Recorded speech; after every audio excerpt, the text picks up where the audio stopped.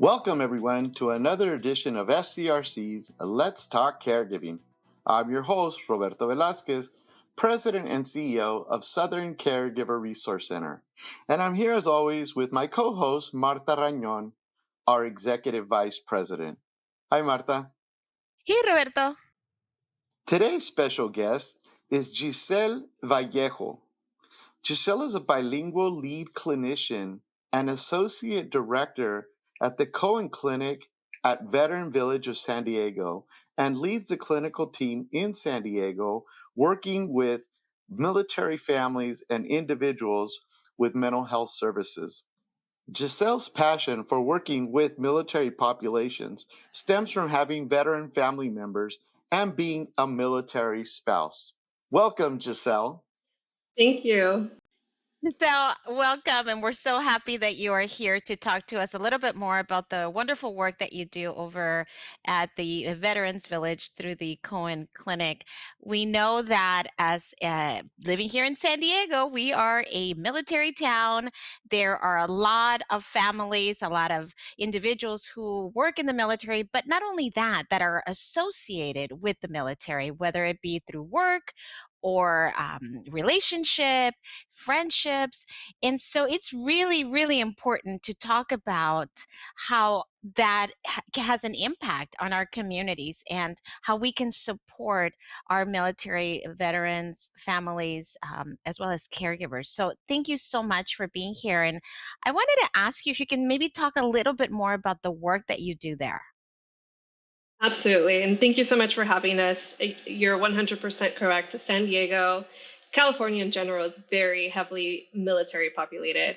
So it's really important to be able to spread the word and share, about military community, and especially with caregiver aspect. So here at the Stephen A. Cohen Military Family Clinic at Veterans Village of San Diego, we provide services to post 9/11 veterans, active duty, and their family members. And I think the amazing part of what we do is that the veteran or the active duty person can identify the family member as they choose. So if we have caregivers who are not family related, they can seek services here. That is so wonderful to hear because I know that many times, we have this assumption that your family is there, will always be there, you can fall back on their and them for support, but that's not always the case, especially if you're moving about the country. To be able to count on somebody else and create that alternative, form of family or support is actually what we talk about here at SARC, how to create your network of care that might not necessarily include your family. So that this is wonderful to hear that you take that approach. As you know, at Southern Caregiver Research Center, our focus is the family caregiver. And so a lot of what we do is focused on how to support the caregivers, whether it's through caring for someone with a chronic condition or maybe some cognitive decline. Can you help us understand how you are in support of these individuals, caregivers, maybe friends, who are supporting the clients that you are working with? Absolutely. So since we provide services, mental health services to the family members, it really is about their mental health state, right? And as you know, it's a lot of work and it's very draining work to be a caregiver, and to support someone who has declining health. And especially within the military population, we need to take into consideration different aspects of their life, like you mentioned chronic pain. We can also think about like underlying or undiagnosed diagnoses like PTSD or depression and anxiety. People go living throughout their entire lives, sometimes not even knowing that they have depression or anxiety or PTSD symptoms. And so all of that really takes into effect when we think about a person's overall health. Absolutely. Yeah, I'm glad you mentioned that. Thank you very much, Giselle, for saying those things because I know we have worked with military and veteran family caregivers for many, many years.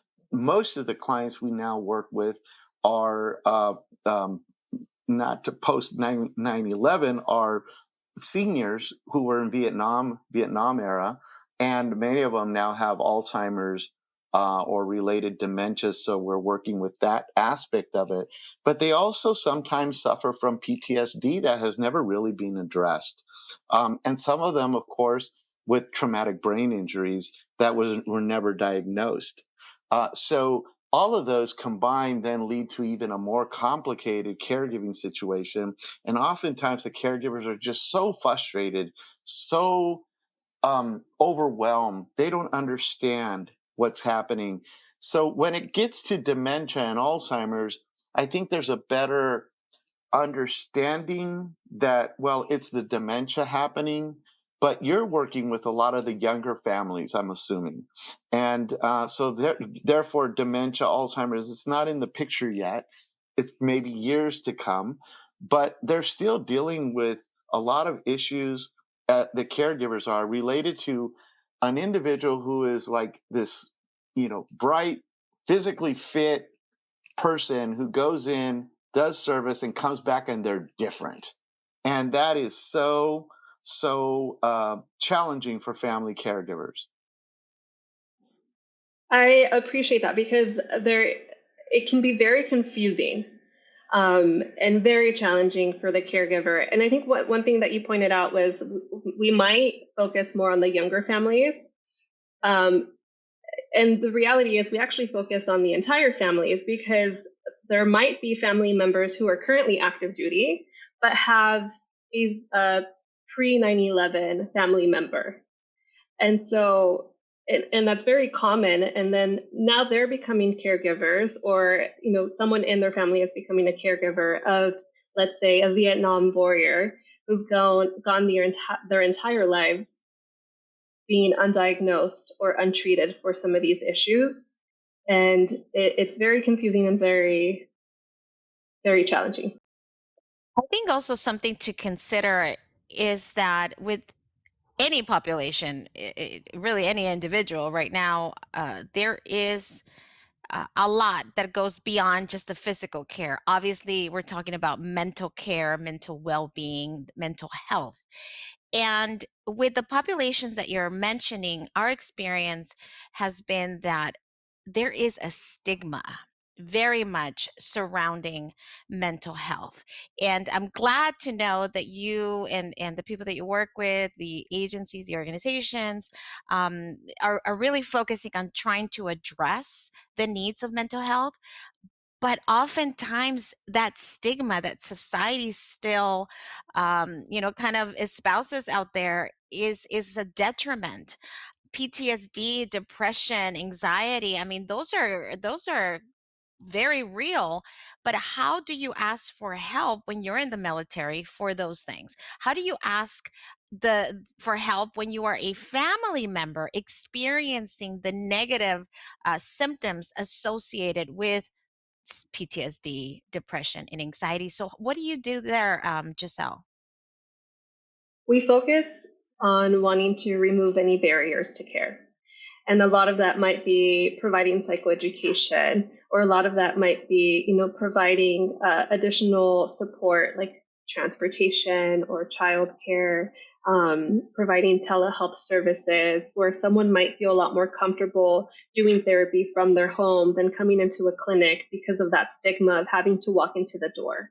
And so what we can do is really try to break down barriers and fill in the gaps in the care that are currently existing so that that stigma starts to break down. I think it's really important when you said providing those services that help reduce those barriers, like the transportation services. I think one thing you just said is that telehealth. Uh, you know, Everybody uses telehealth now. Everybody, even our clients who are older adults, the majority are much more comfortable with telehealth and doing their assessments online with us, using HIPAA compliant, platforms that allow them to feel comfortable and secure that their information isn't going to get hacked or information is going to be shared to other organizations or agencies. That's made a huge difference in providing services. In fact, at Southern Caregiver Resource Center, I would say about 85 to 90% of our clientele still, post-COVID, still prefer online services now. And it's just become the way we do business. When before it used to be you have to go into the clinic, you have to meet with the social worker there, you have to have the assessment in person and walk into a place where other people might recognize you. I mean, that sometimes becomes a deterrent to services. So I'm glad you're able to provide that kind of support and technology in your programming as well. Yeah, it's interesting because network wide, so Cohen Veteran Network has about 22 different clinics open in over 20 states. As of right now, in 2025, we've provided about 54% of care through telehealth services. That's wonderful. That's a wonderful option. I was thinking right now as you were talking um, that I remember having a conversation with a caregiver, and she had her children and her husband who had been deployed came back, and you're talking about a young couple, and came back from uh, fighting conflict overseas and had clear symptoms of PTSD. I mean, he was fighting a battle in his sleep and would wake up and having not realized that he was hitting his wife and acting erratically, and so it just became too much for her. And there was also this level of hesitation to ask for help for her because she didn't go to war. She hadn't been deployed. So why are you complaining when it's your husband who served? How dare you? And so she was very conflicted because she clearly needed the help, but so did her husband, and the family needed the help. And because of the stigma, because of these hesitations, because feeling that guilt, it took her a long, long time. And we worked with her, but it took a long, long time for her to feel empowered to do so. So, what do you tell families, Giselle, that might be thinking as they're listening to us today, that they might be thinking, oh, I kind of identify with that person. What should I do now? This question is so important, right? Because how do we communicate that we're all kind of like these hidden heroes? We all battle and go through so many challenges on a day-to-day basis, regardless if you even served in the military or not. A family member deals with kind of like the other side of what the veteran deals with. They're left at home having to maintain the family, maintain the structure, maintain like the day-to-day activities without the support of this person who's a huge part of their support network in those moments, right? And a lot of what they deal with, sometimes they don't even have like their own support system because they might be in a different state or in a different environment that is not known to them. And so it's very challenging. And sometimes those are conversations that we have from at the very beginning during an assessment. And it might start off with them seeking services for their child. And as we notice that they might be having some issues of their own, then we gently inform them we can also provide treatment to you if needed. This is another extra support for you. That's wonderful to hear that you are trained to be able to identify those nonverbal cues, because it's true. I think the hidden heroes are not only kind of obscured, but they're also might not be vocal enough to ask for their own assistance. So Giselle, one at Southern Caregiver Resource Center, we do very comprehensive caregiver assessments. We measure for depression and caregiver burden, loneliness, which is a big factor for other mental health problems that can develop over time, anxiety, support systems, all kinds of things that we're taking into account in our very comprehensive surveys that we do with the families during the assessment. And one of the things that we often provide the families, are evidence-based programs that are geared towards teaching them. They're based on like cognitive behavioral therapy, so they're geared on how helping individuals change habits or learn new techniques, and they practice it over time through the actual evidence-based interventions. We have a program called Calma. We have another one called Caregiver TLC. And then we have a new one that Martha and I actually work with researchers to help culturally adapt, called Cuidando Juntos. And so I was wondering if what kind of programming you work with, and do you provide it in a group setting? Because that also is really important, because it helps people connect with others and start to create their own social network. Yeah, I appreciate that question because we're very big here on providing evidence-based care. Our goal is to provide brief client-centered therapy for any type of mental health challenges, like how I mentioned before, depression, anxiety, adjustment disorders. And I think adjustment is such a big, like a plays a big role in caregiver. There's a lot of adjustments that go on with a caregiver role.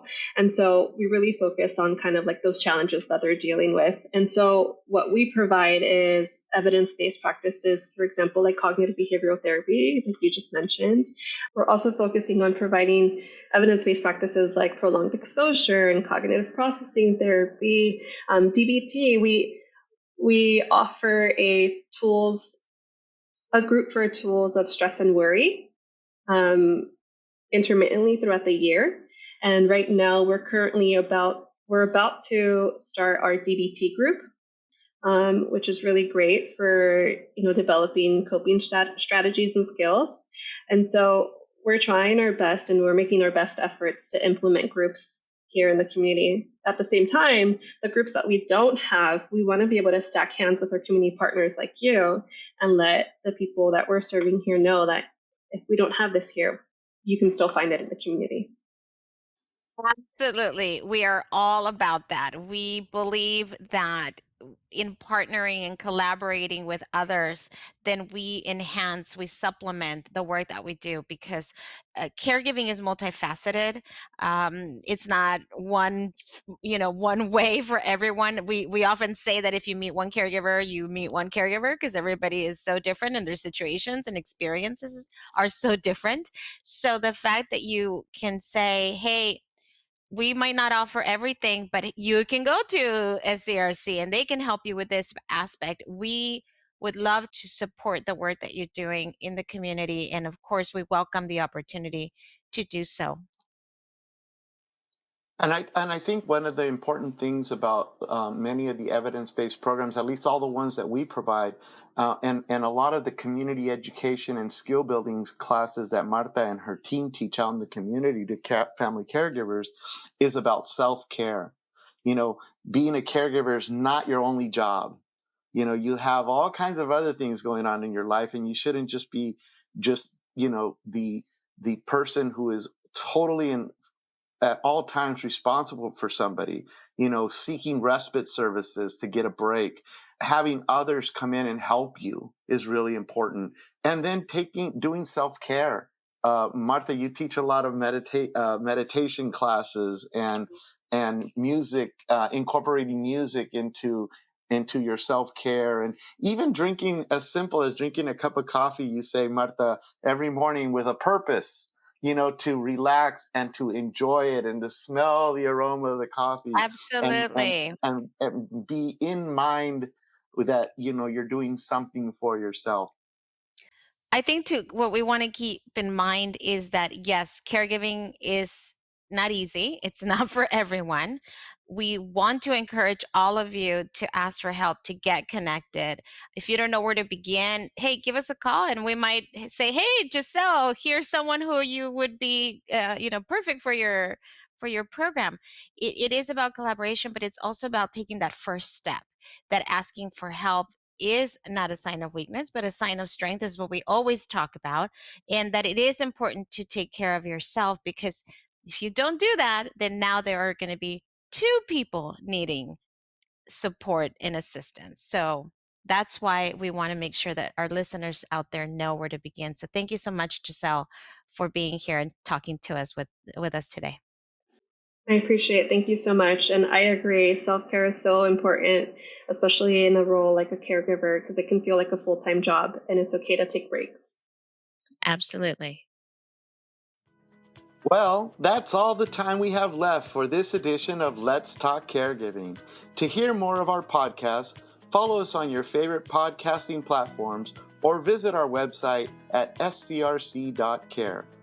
I want to thank Martha for co-hosting another important discussion, Giselle Vallejo for joining us today, and our audience for tuning in. If you're providing support to a loved one, you don't have to do this alone. As Martha just said, asking for help is not a sign of weakness, it's a sign of strength. To connect to our programs and services, visit our website at scrc.care or call us at 1-800-827-1008. If you live outside of San Diego and Imperial counties, visit caregivercalifornia.org to find the Caregiver Resource Center nearest you. To support our efforts and make a tax-deductible donation, please go to scrc.care and click on the Donate tab. And remember, SCRC is here for you, Caring for those who care for others.